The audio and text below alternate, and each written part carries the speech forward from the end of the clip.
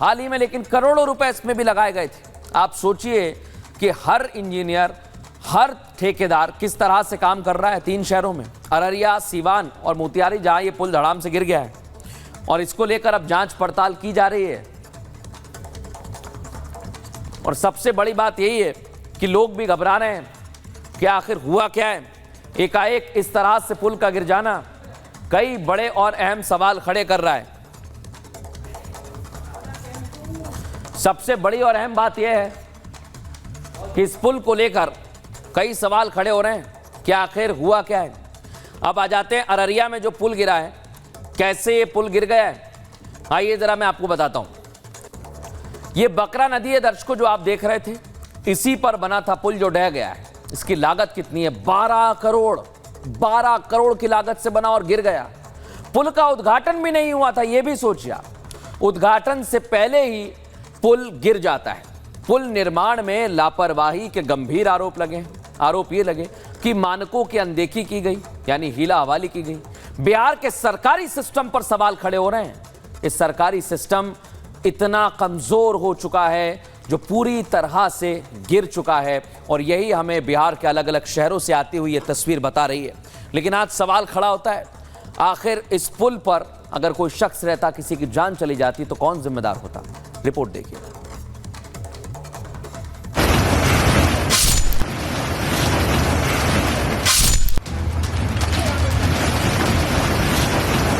बिहार में लगातार गिर रहे पुल से सरकार हिल गई है। अररिया और सिवान के बाद मोतिहारी में एक और पुल गिर गया, जिसे लेकर विपक्षी दलों ने नीतीश सरकार को कटघरे में खड़ा किया। विपक्षी दलों का दावा है कि बिहार सरकार में भ्रष्टाचार चरम पर है। यहाँ हर काम की कीमत लग रही है, जिसकी वजह से यहाँ के विकास में दीमक लग गया है। विपक्ष ने एक के बाद एक गिर रहे सभी पुलों की जांच की मांग की है। लगातार पुल गिर रहा है, लगातार ट्रेन हादसा हो रहा है, लगातार पेपर लीक हो रहा है। एक बता दो किस पे कार्रवाई की गई हो, कौन पकड़ा जा रहा है? हाँ, घूम फिरा करके तेजस्वी और लालू जी को गाली देते हैं लोग, इशू को डाइवर्ट करने के लिए।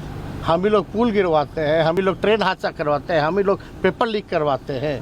ये लोग तो एकदम दूध का धुला हुआ सब बैठा हुआ है सर। देखिए, अब ये सरकार में भ्रष्टाचार चरम पर है।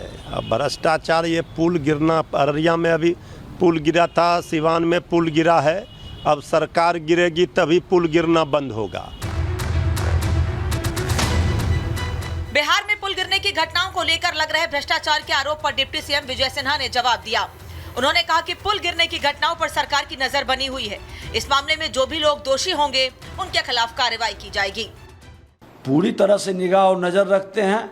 हम उस विभाग से भी संबंधित माननीय मंत्री जी से भी बात करेंगे। वैसे लोगों बचेंगे नहीं, बख्शे नहीं जाएंगे।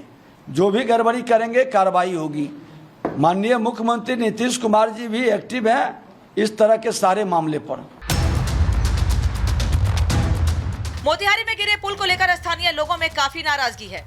यहाँ के पुल निर्माण में लगे इंजीनियर्स और ग्रामीणों के बीच आरोप प्रत्यारोप का दौर चल रहा है।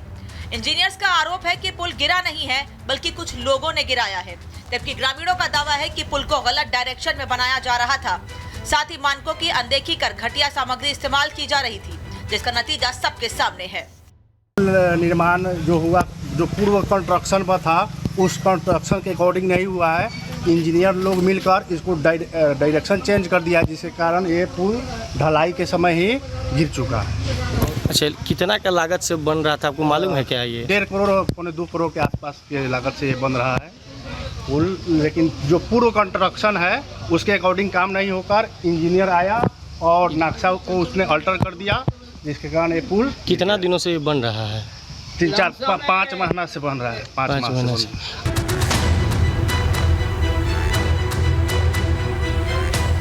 बिहार में पुल ढहने की घटनाओं पर सियासी आरोप प्रत्यारोप भले ही हो रहा है, लेकिन हकीकत ये भी है कि यहाँ लगातार पुल गिर रहे हैं। हैरानी की बात यह है कि सरकार ने अभी तक इन घटनाओं पर कोई बड़ा एक्शन नहीं लिया है। ऐसे में सवाल यह है कि क्या पुल निर्माण में हो रहे भ्रष्टाचार में पूरा सिस्टम मिला हुआ है? आखिर क्यों पुल गिरने की घटनाओं के खिलाफ बड़ा एक्शन नहीं लिया जा रहा? Bureau report, Republic Bharat. सवाल यही खड़ा होता है कि बिहार में आए दिन आखिर पुल कैसे गिर जाते हैं। बिहार में पुल हादसों का इतिहास है। पहला जान लीजिए, 22 मार्च 2024 सुपौल बकौर के पुल का एक हिस्सा गिरा, एक मजदूर की मौत हो गई और 9 लोग घायल हो गए। पुल की लागत करीब 1200 करोड़ थी। आप सोचिए जरा, 4 जून भागलपुर गंगा नदी पर निर्माणाधीन पुल गिर जाता है। पुल की लागत 1710 करोड़ रुपए। बिल्कुल ठीक सुन रहे हैं आप। गंगा नदी पर बना हुआ 4 लेन पुल जो निर्माणाधीन था वो गिर जाता है। 19 मार्च 2023 सारण, अंग्रेजों के जमाने से पुल बना हुआ था।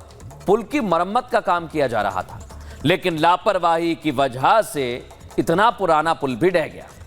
19 फरवरी 2023 पटना बेटा सरमेरा 4 लेन ये पुल ढह जाता है। करोड़ों की लागत से बन रहा था।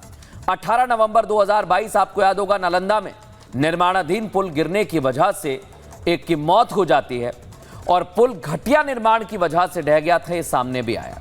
यानी एक के बाद एक पुल गिर रहे हैं और इस समय सरकार और सिस्टम पर सवाल खड़े हो रहे हैं। पटना में आखिर हो क्या रहा है?